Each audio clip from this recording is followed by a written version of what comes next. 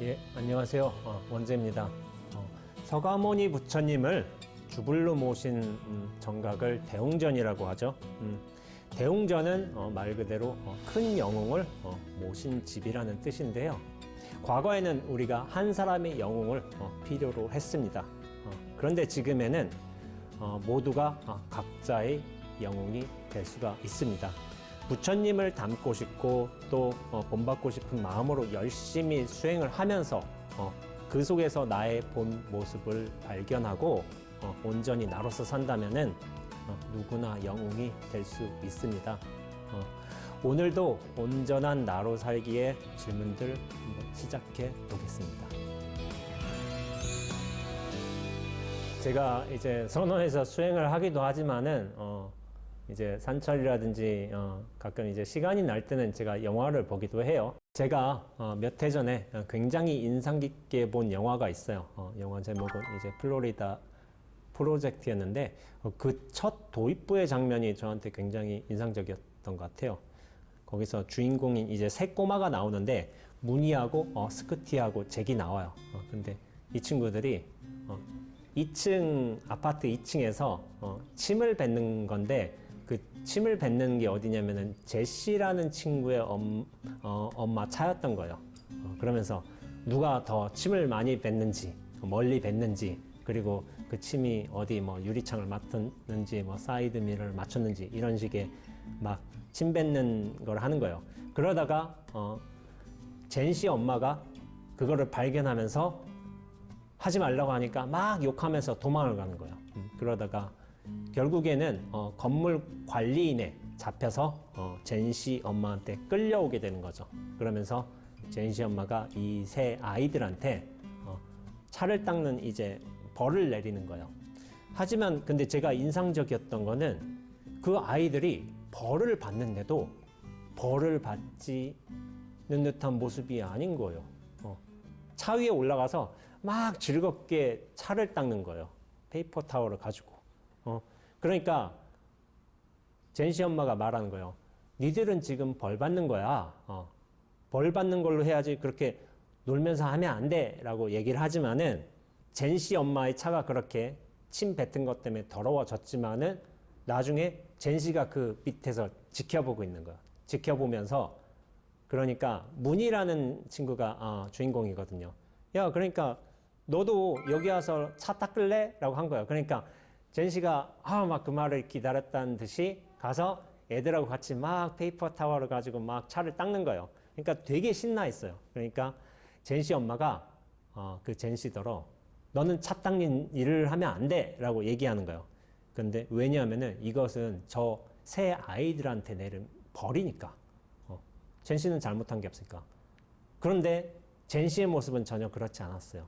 나머지 새 아이들과 마찬가지로 그를 그렇게 차를 닦는 놀이에 들어가서 엄마 말이 귀에 들어오지 않는 것이었어요.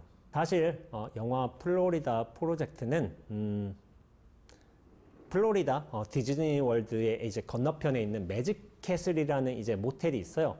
그 모텔에 사는 사람들의 이야기예요. 그런데 이제 매직 캐슬이라는 이 이제 오렌지빛, 무지갯빛 건물들 그리고 디즈니랜드의 맞은편에 어떤 화려한 색감들 이런 것을 보여주면서 이것이 굉장히 밝은 영화처럼 보이지만 실제로는 미국에 사는 극빈층의 사람들의 삶의 모습을 보여주고 있는 영화예요. 실제로 이제 영화 주인공이라고 할 수 있는 여자 꼬마의 무늬의 엄마인 경우에도 10대 때 무늬를 출산한 거예요. 그러면서 술집에서 약간 이제 굳은 일을 하면서 생활을 하고 있죠. 근데 이제 술집에서 결국에 쫓겨나자 이제 디즈니랜드 이제 관광객들을 상대로 해서 좀 사기도 벌이면서 그렇게 생계를 이어가고 있었어요. 그러면서도 애들한테 좋지 않은 이제 술과 담배를 항상 이제 곁에 두고서 사는 입장이었죠. 그렇게 굉장히 영화는 밝은 듯 보이지만은 현실은 그렇게 아름답지는 않은 거예요. 그렇게 화려한 색감이라든지 아니면 순수한 아이들의 모습이 나타나 보이니까 이것이 흡사 어드벤처 무비처럼 보일 수도 있겠지만은 실제로는 미국 빈곤층의 삶, 그리고 어른들의 냉혹한 세계를 보여주는 영화였던 것 같습니다. 감독은 그런데 이러한 굉장히 슬프고도 우울한 현실을 보여주는데 그 영화가 그렇게 슬프고 우울하지만 않게 느껴지는 것은 그 현실을 바라보는 시선을 아이들의 시선으로 잡았기 때문이라고 생각을 하게 돼요. 그러니까 아이들은 순수하잖아요. 그리고 굉장히 단순하잖아요. 그러면서도 이 영화는 얼핏 보면은 굉장히 이제 아름답지만 동시에 슬프고 그러면서도 우울하지만 굉장히 즐겁고 어떤 면으로 가벼운 듯 보이지만 굉장히 진지한 내용을 다루고 있었던 것 같습니다. 저는 이 영화를 보고 난 뒤에도 이 아이들의 모습이 여전히 기억에 남았던 거예요. 분명히 벌로 차를 닦으라고 이게 페이퍼 타로 줬지만은 차 위에서 그렇게 즐거운 모습으로 이제 차를 닦는 모습을 보고 그 기억이 잊혀지지 않는 거예요. 그러면서도 제가 좀 노는 것을 좋아해서 그런지 몰라도 와, 어쩌면 저렇게 잘 놀지? 나는 저렇게 못 노는데 하면서 그 아이들이 굉장히 부러웠던 것 같아요. 사실 아이들에게는 시와 비, 잘못과 처벌이라는 이런 개념들이 우리 어른들처럼 명확하게 나누어져 있지 않습니다. 어떻게 보면 애들은 생각 없이 차에 침을 뱉었고 막 생각 없이 웃고 그러면서 제니씨 엄마가 뭐라 하니까 막 도망가고 그러면서 잡혀오면서도 차를 닦으면서도 생각 없이 즐겁게 막 차를 닦고 있는 거예요. 그렇다고 애들이 생각이 없는 건 아니죠. 생각은 있지만은 생각에 대한 집착이 없는 것이죠. 그러니까 제가 말씀드리자면은 생각의 미분화 상태나 약분화 상태에 아마 애들이 있지 않나. 그래서 우리가 애들을 두고 그렇게 순수하다고 이야기하지 않나 하는 생각을 하게 됩니다. 이게 참 받아들이기 나름이겠지만은 저는 이게 참 좋은 것 같아요. 순수하게 무질서이고 또한 순수하게 무분별인 것. 어떻게 보면 이것이 애들의 순수한 마음이 아닌가 하고 생각하고 있습니다. 그러나 이 영화에서 보통 인간의 존재로서 젠시 엄마는 다르지요. 차에 침을 뱉는 것은 당연히 이제 당신의 소유물이었지만은 그것이 잘못이라는 것을 영화를 보는 우리 모두 다 알고 있습니다. 그러면서 이제 그 차를 닦는 것은 처벌이라는 것도 우리 모두 다 알고 있죠. 그런데 애들은 이 잘못과 처벌의 세계에 아직 들어가지 않은 거예요. 왜냐하면 이 잘못과 처벌이라는 것은 이제 어른들의 분별인 것이죠. 우리는 그래요. 차에 대해 침을 뱉는다면은 그것이 즉각적으로 이건 잘못된 일이야 라는 것을 동시에 알게 되죠. 이거는 뭐 생각할 여지가 없는 거예요. 우리가 하는 그 모든 행위에 어떤 옳고 그름에 대한 평가가 곧장 나타나는 거죠. 그것은 우리의 내면에 이 분별심이 견고하게 자리 잡았기 때문입니다. 제가 말씀드리고자 하는 것은 애들한테 잘못이 없다. 침을 뱉어도 된다. 당연히 그런 말은 아니지요. 하지만 너무 분별에 익숙해져 있고 또한 이제 분별에 길들여져 있는 우리 자신을 한번 성찰해 보자는 의미에서 이 영화의 장면을 말씀드린 것입니다. 애들이 차를 닦는 모습을 보면서 우리는 왜 차 닦는 것을 일로서 즐기지 못하는 거지? 그리고 왜 우리가 하는 건 일이 되고 쟤들이 하는 건 놀이가 되는 거지? 그러면서 우리는 지금 이 순간의 삶을 이 순간에 나타나는 모든 경계들을 어떤 놀이로서 즐기지 못하는 거지? 이런 의문을 계속했기 때문에 그 애들이 차를 닦는 모습이 제 기억에서 좀 오랫동안 사라지지 않은 것 같습니다. 그러면서 아이들의 어떤 즉흥적인 모습, 꾸밈없는 모습, 이런 모습들이 어떻게 보면 우리가 수행을 통해서 돌아가야 할 원형의 모습이 아닌가 하는 생각을 하게 되었어요. 그것은 이제 집착 없는 분별로서 우리 앞에 놓인 삶을 놀이로 받아들인 것. 이것이 저는 어쩌면 우리가 수행을 하는 이유가 아닌가 하는 생각을 하게 된 것입니다. 말씀드렸다시피 우리가 살면서 받아들이는 지식과 분별은 사실은 바깥에서 들어왔어요. 우리 처음부터 있었던 건 아니에요. 차에 침을 뱉지 말라고 하는 것도 어른인 것이고 그런 이제 침을 뱉은 행위에 대한 이제 처벌로 겪으면서 그것을 또 이제 처벌을 받아야 된다는 것도 이제 가르쳐 주는 것도 사실은 어른이에요. 그러면서 우리 인간 존재라는 것은 어떤 경험과 교육을 통해서 무엇을 해야 되고 또 무엇을 하지 말아야 되는지를 그런 사고와 행동 거지들을 익히는 것 같습니다. 그런데 이제 이런 사고와 행동을 익히면서 무엇이 형성되냐면은 저는 나라는 것이 형성된다고 보고 있습니다. 한번 어렸을 때를 한번 떠올려 보세요. 그때 나란 존재가 진짜로 있었나? 제 개인적인 느낌으로는 어렸을 때를 떠올려 보면 어떤 전체가 크게 느껴지는 것 같아요. 세상이 굉장히 컸죠. 컸는데 그것은 세상이 큰 것이기도 하지만은 내 몸이 작아서 그런 것이라는 생각은 들진 않아요. 그리고 내가 어렸기 때문에 기억력이 없었기 때문에 기억력이 약했기 때문에 그렇게 세상이 큰 것처럼 느껴졌다는 게 아니라 제 생각에는 나란 존재가 분명하지 않았기 때문에 그렇게 나와 세상을 잘 구별하지 못했기 때문에 세상이 크게 느껴지는 것이 아닌가라는 생각을 하게 되는 거예요. 그런 의미에서 제가 어렸을 때 기억을 떠올려 보면은 세상은 전체로 다가왔고 나라는 존재도 어떤 면에서는 전체로 경험이 되었던 것 같아요. 구분이 없었기 때문에 나와 세상에. 그러면서도 제가 이런 기억들이 있어요. 어렸을 적에. 대 6살쯤 되었을 때일 거예요. 그때 제가 죽음이 있다는 걸 처음 알았거든요. 사람은 누구나 죽는다는 거.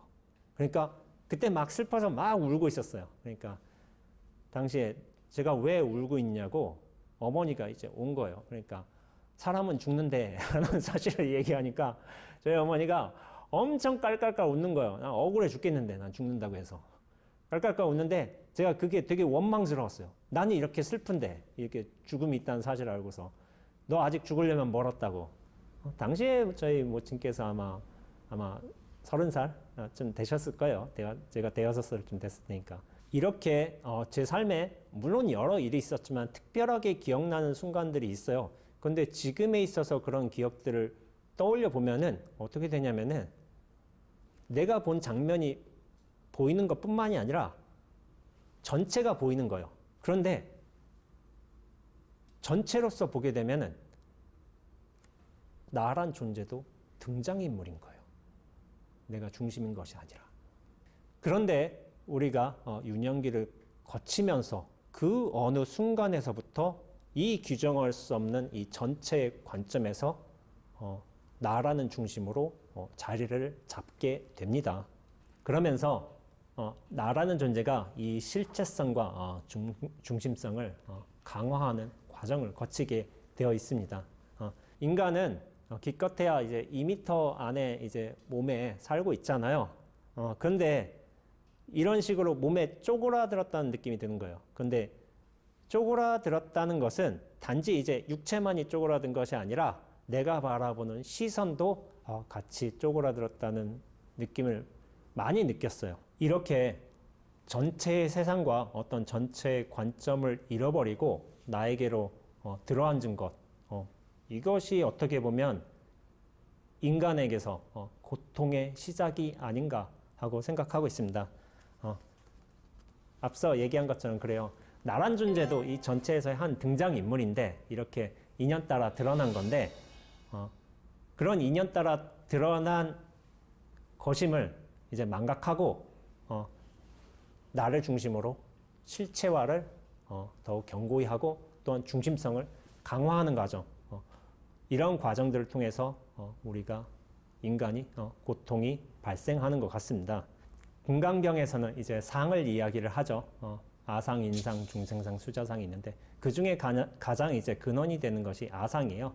나라는 상이 생겨나면서부터 나에 대해 집착을 하게 되고 그로부터 고통이 생겨나는 것이죠. 그래서 근데 이 나로부터 고통이 생겨난다는 이런 관점이 단지 이제 불교만에 있는 건 아닌 것 같아요. 사실 제가 어렸을 적에 교회를 다녔거든요. 교회를 굉장히 열심히 다녔어요. 왜냐면 일요일 날 특별히 할 일이 없어가지고 할 일 없으니까 친구들 모이는 교회 가서 놀자라는 생각으로 다녔는데 교회 다니면서 아무래도 성경 이야기를 듣게 되죠. 그 중에 유난히 기억에 남았던 게 창세기였던 것 같아요. 창세기에서 아담과 하와가 살고 있는 에덴 동산, 이것이 저희 기억에 굉장히 깊숙하게 각인된 것 같습니다.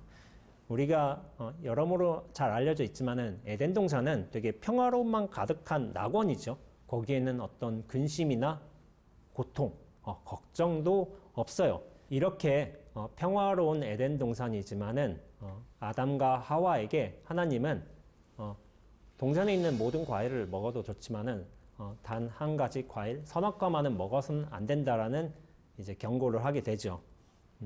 성경에서는 이 선악과를 두고 한글 성경에서는 굉장히 단순하게 이야기하죠. 선악과라고. 근데 저는 나중에 이 선악과의 영어 이름이 무엇인가 봤을 때 굉장히 좀 인상 깊었던 것 같아요. 그 영어 이름이 뭐냐면은 The fruit of tree of the knowledge of good and evil. 이것은 뭐냐면은 선과 악에 대한 분별의 지식을 주는 열매인 거예요. 그러니까 선과 악을 구분할 수 있는 거죠. 이 열매를 먹으면은. 그런데 여기서 이제 뱀이 등장을 합니다. 뱀이 등장해서 유혹의 뱀이죠.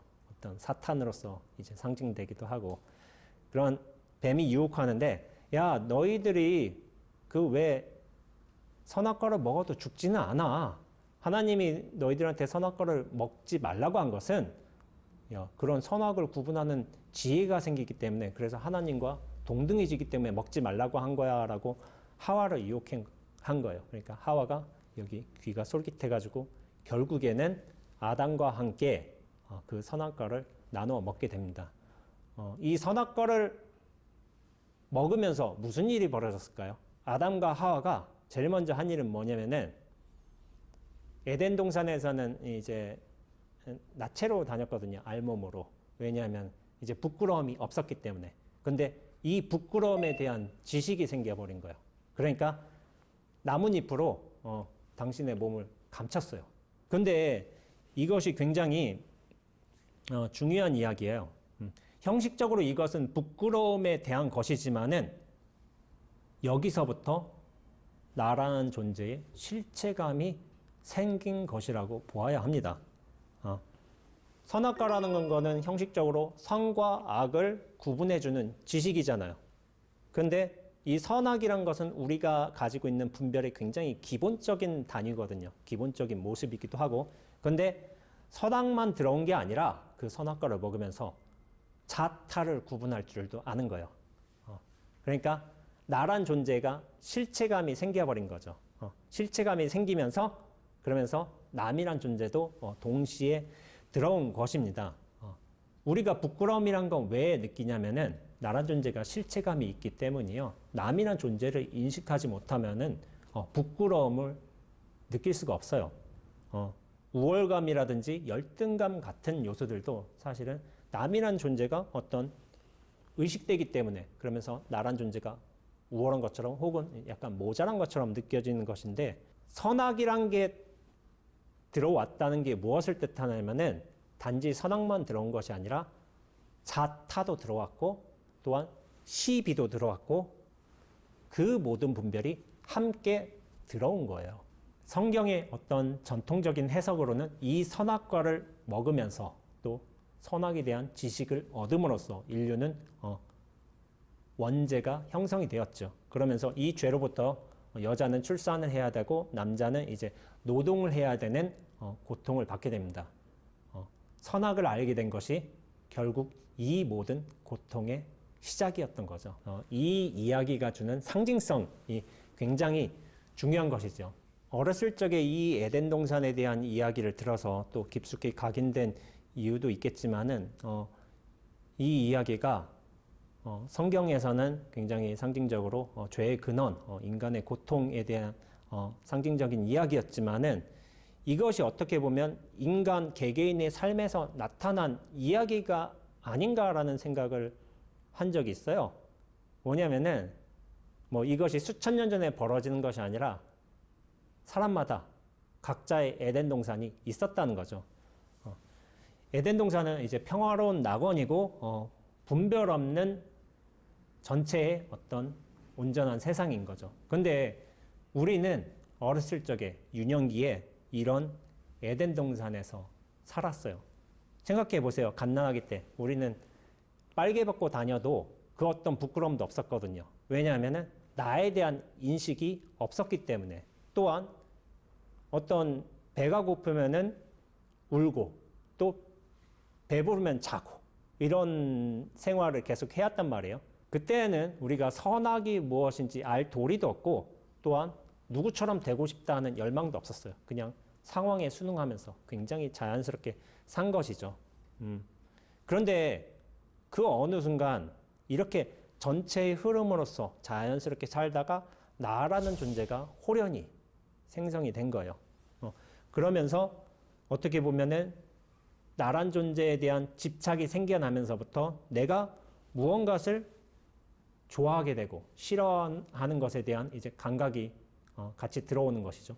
그러면서 나란 존재가 분명히 있기 때문에 내 발가벗은 육체에 대한 부끄러움도 생기는 것 같아요. 제가 어렸을 때 어느 때인가는 굉장히 부끄러움이 없었는데 어느 순간부터 발가벗은 제 모습이 부끄러워서 옷을 막 챙겨 입었던 기억이 나요. 이렇게 나라는 중심이 생겨나면서부터 실체감도 얻게 되고 또한 분별심도 강화되는 과정을 겪은 것 같습니다. 그리고 이제 실체감을 얻으면서 내가 경험하게 된 이제 요소들과 기억들로 인해서 나란 것이 굉장히 강화된 것 같아요. 제가 예전에 어떤 책에서 본 구절 같은데요. 나라는 존재는 사실상 그 모든 분별된 경험과 기억의 모임이다 라는 거예요. 그러면서 참 이것이 맞다는 생각을 하게 됐어요. 나라는 존재가 강화될수록 그 기억과 경험 역시 굉장히 선명해지죠. 우리가 유년기를 기억하지 못하는 것은 내가 아직 약해서 아직 뭐가 형성이 돼서가 아니라 나의 중심성이 실체화가 아직 강하지 못했기 때문에 그런 경험과 기억이 분명치 않은 듯합니다. 그런데 우리가 언젠가부터 나란 존재의 실체성을 굉장히 얻게 되고 그런 이제 실체를 통해서 모든 일들을 겪게 되는 것이죠. 나란 중심이 생겨나게 된 것은 사실은 이 자타라는 분별이 생겼기 때문이에요. 근데 분별이 들어올 때는 자타만 들어오지 않습니다.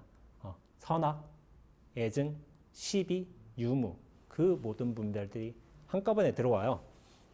그러니까 분별은 동시에 들어왔고 또한 사라진다면 또 동시에 사라집니다. 승찬대사께서 신신명에서 이런 말씀을 하신 적이 있어요. 단막증해하면 통연 명백하리라.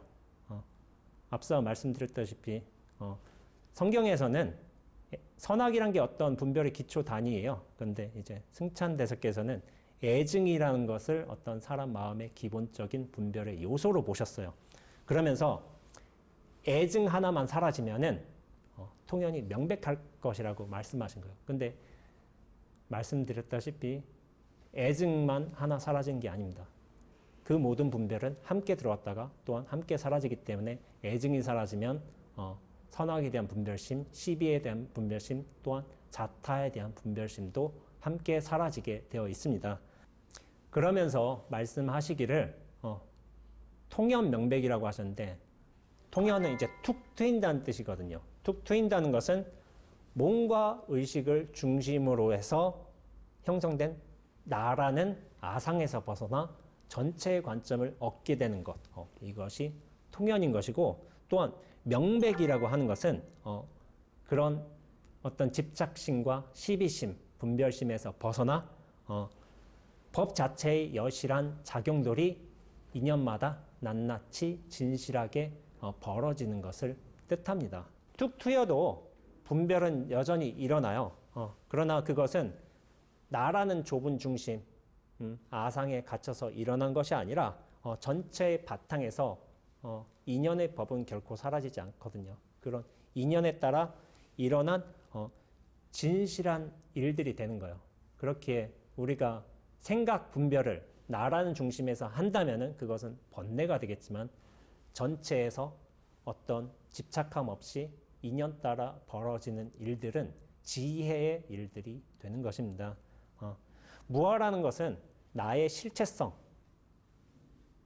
중심성이 사라지는 것을 뜻하지 나라는 존재 자체가 사라지는 것을 뜻하는 것은 아니에요. 말씀드렸다시피 이 전체라는 바탕은 온전히 유지되고 있거든요. 그것에서 인연에 따라 나라는 존재도 한 상황으로 한 모습으로 이렇게 나타나는 것이 무아의 바른 뜻일 것 같습니다. 저는 영화 플로리다 프로젝트를 보면서 이런 생각을 했어요. 다른 분들께서는 이 영화가 주는 메시지에 비해서 별스럽지 않은 내용, 저 겨우 차 닦는, 침 묻은 차를 닦는 내용이 저거 별스럽지 않은데 저걸 집중해서 보셨다고 생각하실 수도 있겠지만은 어떻게 보면 저는 이 첫 장면에서 우리가 돌아가야 할 근원의 모습, 본래의 자리를 저 아이들이 보여준 것이 아닌가라는 생각을 하게 되는 거예요. 그러면서 우리가 그 어느 순간 나로 들어 앉았고 이 나로 들어 앉으면서 몸뚱어리와 생각 속에 우리를 가두고서 스스로 괴로워하는 게 우리 중생들의 삶이 아닌가라는 생각을 하게 됩니다. 그렇게 분별과 집착에 휘둘리면서 중생의 삶을 살다 보니까 저 아이들처럼 이 삶 전체가 본래 놀이였는데 저 놀이의 모습을 잃어버리고 순간순간을 번민과 고통으로 받아들인 것이 아닌가 이런 생각을 많이 하게 됐어요. 그리고 그것이 다른 사람에 대한 얘기가 아니었죠. 저 자신의 모습이 그렇다는 이제 생각을 많이 하게 되었던 것이죠. 우리가 나에 대한 집착과 실체와의 관념에서만 벗어날 수 있다면, 그리고 이 몸뚱어리가 나라는 착각에서 벗어날 수 있게 된다면은 전체에 대한 안목을 얻게 되리라 생각을 합니다. 이렇게 우리가 전체로서의 안목이 확장될 수 있다면 나에 대한 중심성과 실체와 여기에 대한 부담을 떨구면서 삶의 경계와 순간순간을 하나의 놀이처럼 이렇게 자연스럽게 대할 수 있지 않을까 하는 생각을 하고 있습니다. 비록 영화에서 나타난 별스럽지 않은 한 장면이었는지도 모르겠지만 저는 저 아이들의 순수한 모습이 저런 자연스러운 흐름이 또 삶 전체를 놀이로서 대하는 저런 순수한 마음이 우리가 수행을 통해서 나아가야 할 모습을 가르쳐주고 있는 것이 아닌가 하는 생각으로 영화 이야기를 한번 해보게 되었습니다. 저는 자신을 비우고 전체를 인식하는 것이 수행이라고 생각합니다. 그렇게 하면 순간순간이 진실한 인연으로 돌아오게 됩니다. 또한 삶이 가벼워지고 즐거워집니다. 나보다 전체를 볼 줄 아는 지혜로운 불자님들이 되시기를 바라면서 우리 모두 적당히 건강하고 적당히 행복합시다. 네, 원지였습니다.